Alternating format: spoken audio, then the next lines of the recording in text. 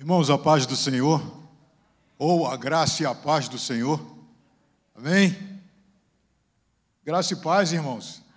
Agora melhorou bastante. A você de casa também que nos ouve e nos vê, a graça e a paz do Senhor. A nossa reflexão nesta noite, ela tem como tema uma pergunta. E a pergunta, e como é uma pergunta, precisa de uma resposta. A pergunta da nossa reflexão é: e se não acontecer como você imaginou?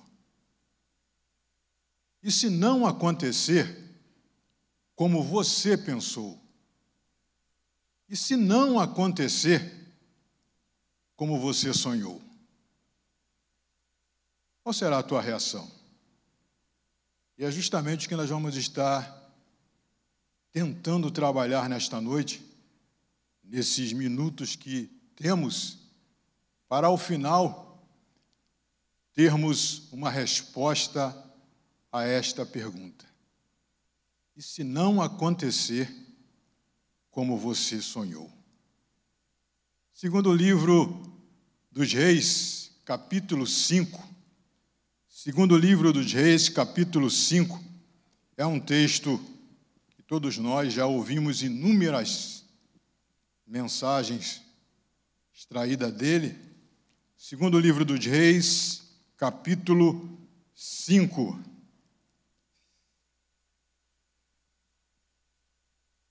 Do versículo 1 até o versículo 14.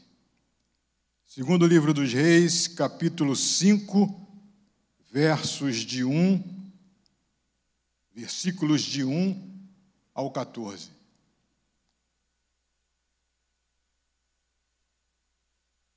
Assim nos diz o texto sagrado: E Naamã, chefe do exército do rei da Síria, era um grande homem diante do seu senhor e de muito respeito, porque por ele o Senhor dera livramento aos sírios.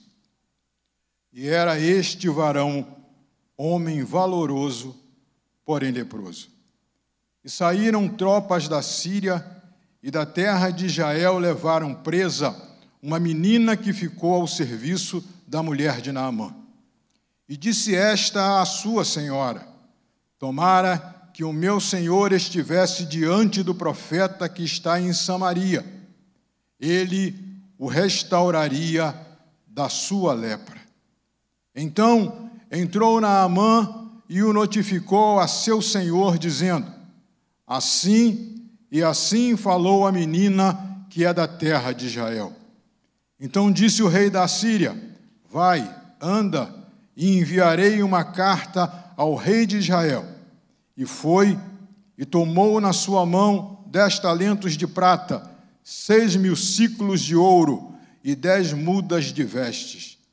E levou a carta ao rei de Israel, dizendo: Logo em chegando a ti esta carta, saibas que eu te enviei Naamã, meu servo, para que o restaures da sua lepra.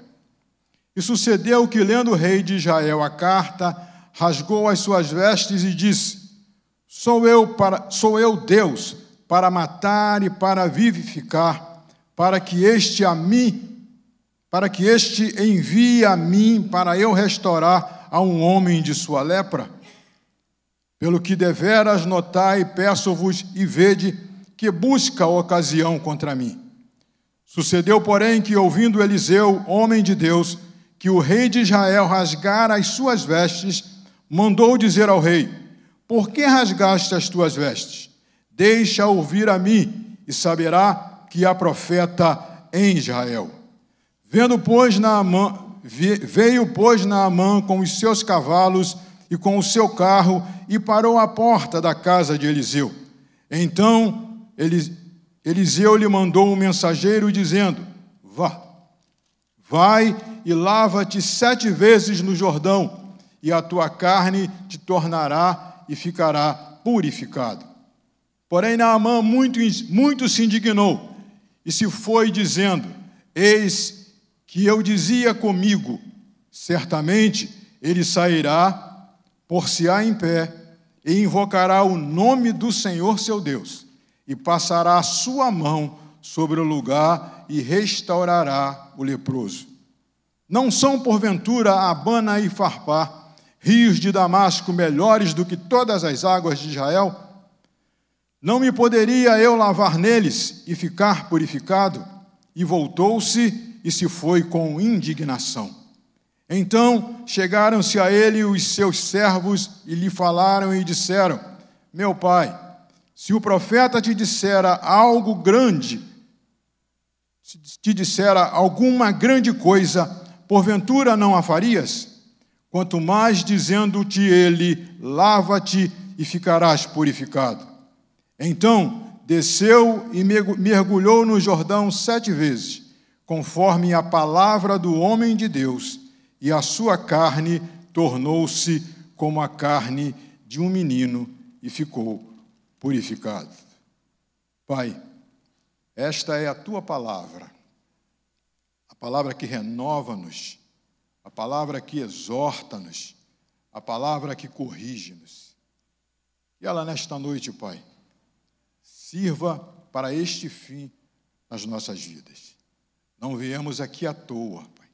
Viemos para ouvir-te, e ouvir-te, compreender-te e obedecer-te. Por isso, toma cada um em tuas mãos e faça com que o teu nome seja glorificado, em o nome de Jesus. Amém. Deixa eu te fazer 2 perguntas. Uma pergunta eu já disse que é a pergunta do texto, do título da mensagem. Mas deixa eu te fazer mais 2 perguntas. E eu gostaria que você se manifestasse. Eu não posso ver a manifestação do povo de casa, dos irmãos de casa, mas a sua eu posso. Você está aqui na minha frente. Então eu gostaria que você se manifestasse, levantando a sua mão se concordar e não levantando-a se não concordar. Amém? A pergunta é: quem aqui quer uma grande vitória na sua vida? Aleluia! Muito bom mesmo. Agora vem a segunda pergunta. E a segunda pergunta é a pergunta do 10. Dependendo do que você responda, você vai tirar um 10. A segunda pergunta é: quem aqui quer uma grande luta? Ué. Vitória você quer, né? Luta não? Agora me responda uma coisa: o que é que respalda uma grande vitória? Uma grande luta. Como é que você quer ter uma grande vitória se você não aceita ter uma grande luta? Não é verdade? Por que eu estou falando isso? Ou por que eu perguntei isso? Porque Naamã vai enfrentar a maior luta da sua vida. Não é contra nenhum exército, não é contra nenhuma nação, mas é contra ele mesmo. E esta foi a maior luta de Naamã, lutar contra si. E a nossa luta também tem sido lutarmos contra nós mesmos, contra a nossa natureza, contra aquilo que Deus não gosta e não quer, mas o nosso homem interior diz: faça. Naamã vai lutar.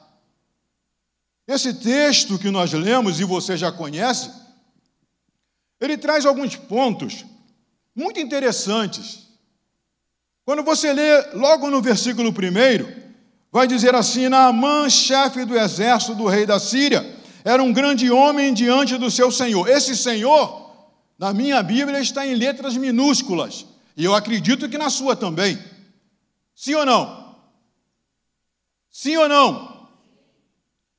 E continua: e de muito respeito, porque por ele o Senhor dera livramento aos sírios. Esse outro Senhor, na minha Bíblia, está todo em letras maiúsculas. Acredito que na sua também, se não todo, pelo menos a primeira letra. Certo? Um Senhor é o rei. O outro Senhor é o Deus Todo-Poderoso, é o nosso Criador, é o Altíssimo, é o verdadeiro Deus. E a Bíblia diz aqui uma coisa interessante, que merece ser destacada. Diz assim: porque por ele, o Senhor, Naamã dera livramento aos sírios. Naamã não era judeu. Naamã era um gentio, era de uma outra nação. Mas, no entanto, a Bíblia diz que Deus agrada-se de Naamã e abençoa-o, dando a ele vitória, dando a ele o sucesso, fazendo com que Naamã tornasse tão conhecido como era. Aqui eu aprendo, queridos, uma coisa, uma lição ou algo tremendamente importante para mim, porque muitos de nós entendemos que a graça de Deus é só para nós. É só a nós que Deus abençoa. Afinal de contas, eu aceitei Jesus como meu Senhor e Salvador, então eu sou a pessoa a quem Deus, agora como filho ou filha, vai abençoar. E ao ler esse texto, nós observamos que isso não é uma verdade. A graça de Deus é derramada sobre todos, sem exceção. Aliás, o Senhor Jesus, em Mateus capítulo 5, verso 45, ele conta essa verdade, ele deixa registrada essa verdade. Ele diz assim: olha, a graça de Deus é derramada sobre bons e maus, sobre justos e injustos. A graça é para todos. A graça não é exclusividade de um povo. A graça não é exclusividade de uma igreja. A graça não é exclusividade de um indivíduo. A graça é para todos. E Deus a derrama sobre a vida de todos. Por isso Naamã era abençoado. Por isso Naamã, aos olhos de Deus, recebia, conquistava, tinha as suas conquistas, porque o texto diz que Deus é quem dava a ele condições, meios de vencer, de ter um currículo que ele tinha. Então, o primeiro ponto a atentarmos, querido, é que a graça é para todos. A graça é para aquele teu parente complicadíssimo, a graça é para aquele teu vizinho que é o teu calo, a graça é para todos. Assim como ela alcançou você, ela alcança ele. Assim como ela mudou a sua vida, ela muda a vida dele também. Então eu tenho que entender isso. Porque tem crente que não consegue compreender esta verdade. Aquele ali, Deus não salva. Aquele ali, a graça de Deus não chega na sua vida. E quando chega, ele questiona. Ele ainda acha que não foi Deus que agiu naquela vida. Esse tipo de pessoa não merece a graça de Deus. Engano seu. Naamã foi alcançado por esta graça e tornou-se um homem próspero.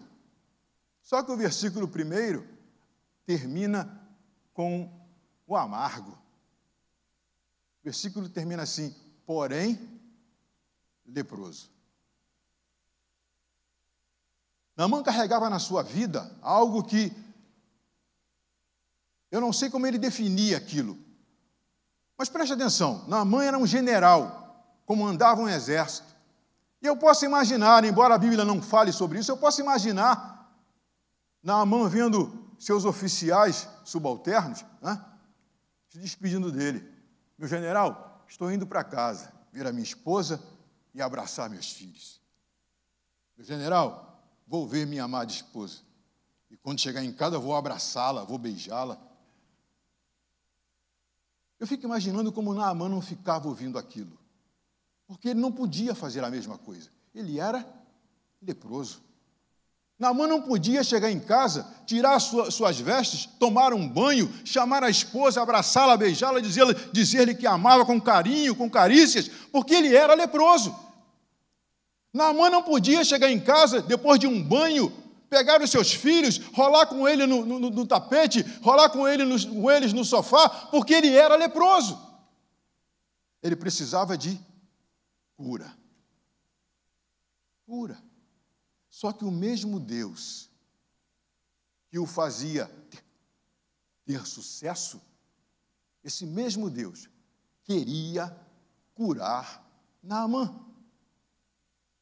Preste atenção nisso. O mesmo Deus que dava a Naamã o sucesso que dera, ele também queria curar Naamã. Posso até dizer que ele sofria como Naamã sofria. E ele queria libertar Naamã. Ele queria livrar Naamã daquela situação que ele vivia, que o afligia, que o entristecia, que o machucava, que doía. Ele queria livrar Naamã daquilo. E ele cria o cenário para isso. O texto diz que em uma das batalhas entre Síria e Israel, o exército de Naamã traz prisioneira, traz cativa para a Síria uma menina hebreia. E essa menina vai ser serviçal na casa de Naamã. Não era uma empregada doméstica, era uma escrava na casa de Naamã. Uma menina que fora tirada, talvez, dos seus pais, fora afastada, talvez, dos seus irmãos, tirada do seio da sua família, estava agora num país estranho, servindo a pessoas estranhas. Mas é interessante que você não vê no texto, quando fala desta menina, ódio, rancor, vontade de vingança. Não. Por que não? Porque ali estava um instrumento que Deus levantara para alcançar Naamã. Os olhos de Deus eram Naamã. Deus queria era Naamã. E levanta esta menina. E esta menina diz para a esposa de Naamã, verso 3, tomara que o meu Senhor estivesse diante do profeta que está em Samaria. Ele o restauraria da sua lepra. A esperança renasceu. Os médicos disseram que eu não tenho cura, mas surgiu alguém que pode livrar-me disso. E Naamã vai falar com o seu rei, e ao notificar o seu rei faz uma carta. Isso tudo nós já lemos e você conhece. Qual o ensinamento que eu tiro aqui? Ou quais os ensinamentos que eu tiro aqui? O primeiro ensinamento, querido, é que quando Deus disser para você fazer alguma coisa, faça aquilo que Deus disse para você fazer. Amém? Quando Deus te disser para fazer algo, você pode não entender, você pode achar estranho, faça o que Deus mandou você fazer. Olha o que Deus fala através da menina, do instrumento que ele plantou na casa de Naamã. A menina fala assim para a esposa de Naamã, sua senhora: ah, se o meu senhor estivesse em Samaria, ele, o profeta, o livraria, o curaria, o libertaria da sua lepra. Quem libertaria Naamã da sua lepra? O profeta. Naamã fala ao rei, e o rei envia Naamã a quem? Para curá-lo? Ao rei de Israel. Preste atenção, querido. Quando Deus fala com você e você quer dar o seu jeitinho, com certeza você vai estragar tudo que Ele preparou para te dar. O Senhor falou através daquela jovem: vá a Samaria, a casa do profeta Eliseu, e lá Ele vai curar você. Se a carta do rei fosse dirigida ao rei de Israel e dissesse: quando o meu servo Naamã chegar à sua presença, rei, mande-o à casa do profeta Eliseu, tudo bem. Mas não, a carta diz para o rei de Israel curar Neemias. Naamã, melhor dizendo. E quando o rei recebe a carta, se descabela, se desespera. Quem sou eu? Eu sou Deus, por acaso? Para alguém morrer ou ressuscitar, ou para curar alguém da sua lepra? Com certeza ele está querendo arrumar algum meiozinho de quebrar o nosso acordo de paz. Ele quer vir lutar, ele quer brigar, então ele faz isso. Tudo porque Deus falou uma coisa e Naamã fez outra. Quando Deus falar, querido, faça como ele falou. Não importa se você concorda ou não, foi ele que falou. E se foi ele que falou, faça como ele falou. E Naamã vai à casa de Eliseu. Só que ele chega lá, no caminho de Naamã, da Síria para Israel, eu posso imaginar também o que passava na cabeça, na mente de Naamã. Naamã estava imaginando como uma coisa aconteceria, afinal de contas ele era Naamã. Como é que as coisas vão acontecer comigo? Bom, vai acontecer assim, versículo 11, vai acontecer assim, ó. Eu dizia para mim mesmo, fala Naamã, certamente o homem de Deus vai sair de casa, vai pôr-se em pé na minha presença, afinal eu sou Naamã, vai pôr-se em pé na minha presença, invocará o nome do seu Deus e passará a sua mão sobre o lugar onde está a lepra, e restaurará o leproso, e me curará. Sabe quando você ora, já está imaginando qual o caminho que Deus vai percorrer para chegar com a bênção até as suas mãos? Você já orou assim? Já aconteceu com você isso? Bom, com você eu não sei, comigo já. Geralmente nós oramos já idealizando, nós oramos já imaginando, nós oramos já preparando tudo para receber a bênção. Foi o que Naamã fez. Naamã, no meio do caminho, ele vai imaginando como seria a recepção, como o profeta iria recebê-lo e como ele iria, o que ele iria fazer para depois ele ser curado. Nós precisamos aprender, e isso Deus nos ensina, que Deus não precisa da nossa ajuda. Deus é Deus e Ele sabe ser Deus. Deixa Deus fazer como Ele quer fazer. Eu vou aprender aqui com Naamã, eu vou aprender com a história de Naamã o seguinte, que mesmo que eu me decepcione com da maneira como Deus está fazendo, não seja a minha maneira, mesmo que eu me decepcione com isso, o que eu espero acontecer, vai acontecer. Mesmo que eu me decepcione, olha, ele não veio assim, ele não fez assim, ele não falou assim, ele não veio caminhando assim. Mesmo que eu me decepcione com isso, aquilo que eu preciso, Deus não vai deixar de entregar nas minhas mãos da maneira dele. Naamã precisava de cura. Eu não sei do que você precisa. Eu não sei o que inquieta a tua alma. Eu não sei o que você tem tanto desejado e tem falado para Deus. Eu não sei.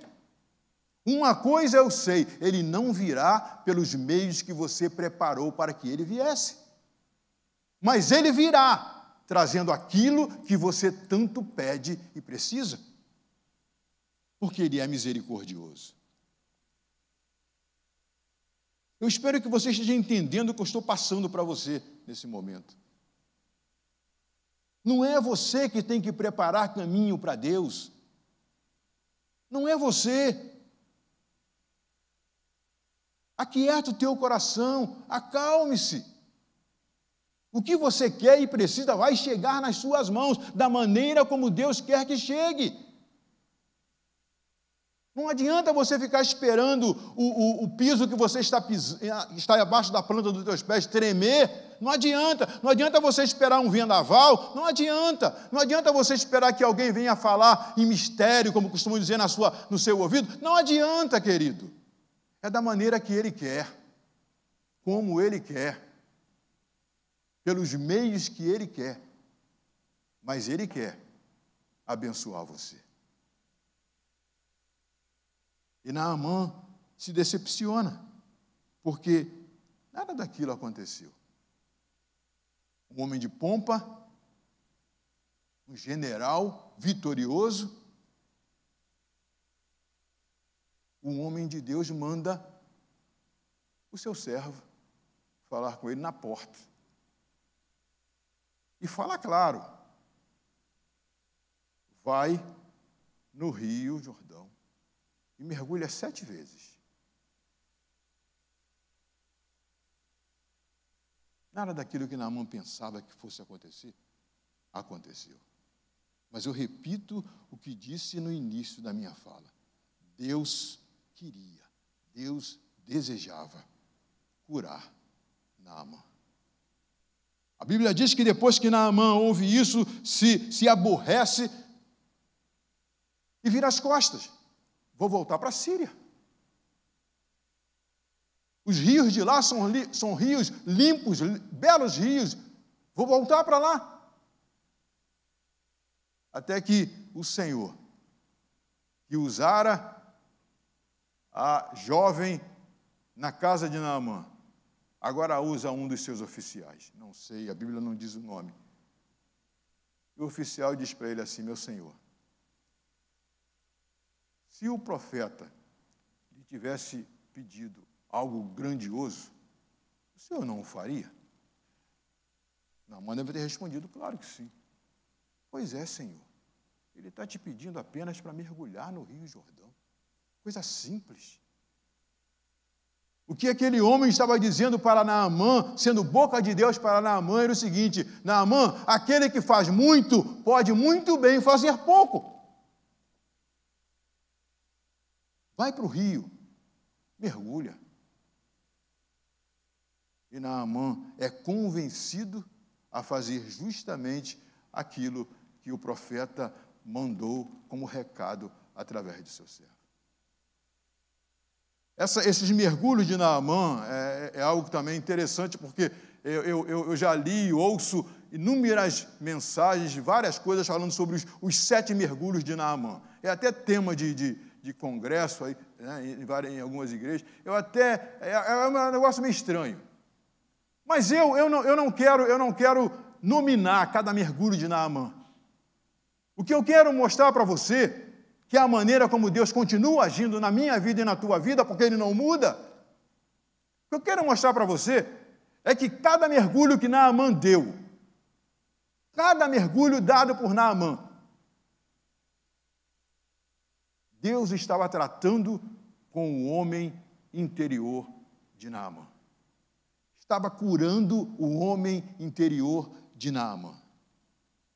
E o que é o homem interior? É esse que está aí dentro de nós. E procura dizer sempre o contrário do que a Bíblia diz. Procura dizer sempre o contrário do que Deus fala para cada um de nós. É o homem interior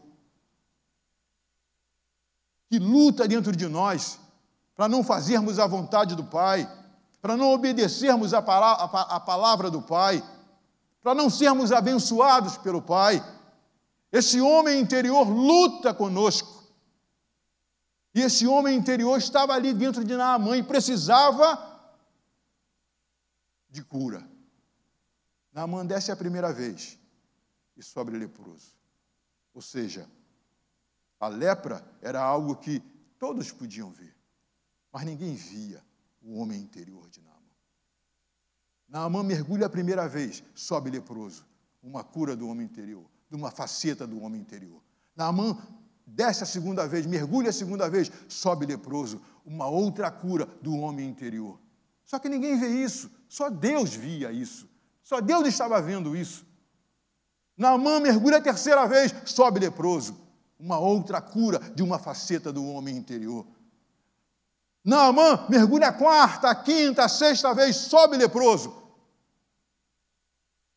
Estava sendo curado interiormente. Quando Naamã sobe a sétima vez, aí aquilo que todo mundo via deixa de ser tormento na vida de Naamã. Naamã sobe a sétima vez, puro, limpo, curado, liberto daquele problema. Deus continua agindo da mesma forma com cada um de nós. Não nos manda para o Rio Jordão, não. Eu não sei se você já percebeu ou já leu a respeito disso, mas cada um de nós vive um falso eu. Cada um de nós. E nós vivemos tantos anos com esse falso eu, que esse falso eu torna-se para nós verdadeiro. Nós achamos que, como nós vivemos e o que somos nós mesmos. Mas Deus nos conhece, Deus sabe que não. Deus precisa mudar em nós essa maneira de sermos. Esse eu que a gente pensa ser verdadeiro, não é. E tem um problema com Deus. Deus não consegue se relacionar bem, plenamente, com o falso eu. Então Ele vai tratar conosco. Tratar com o nosso homem interior, o falso eu. Permitindo que certas circunstâncias invadam a nossa vida, a nossa casa, nos alcance, nos tirem a paz, a alegria, a vontade de viver. Ele permite tudo isso com um único propósito: curar o nosso falso, ou libertar-nos do nosso falso eu e tornar-nos aquele que Ele sabe que somos, que conhece que somos. Naamã viveu isto. Naamã teve que passar por isso, e cada um de nós também passamos por isso. É a mudança na nossa vida, a mudança do nosso ser. Eu era assim, agora não sou mais. Eu fazia assim, agora não faço mais. Eu falava assim, agora não faço mais. Eu me comportava assim, agora não me comporto mais. É a mudança do homem interior. É a libertação do falso eu, para vivermos uma vida plena diante de Deus, satisfatória a Deus.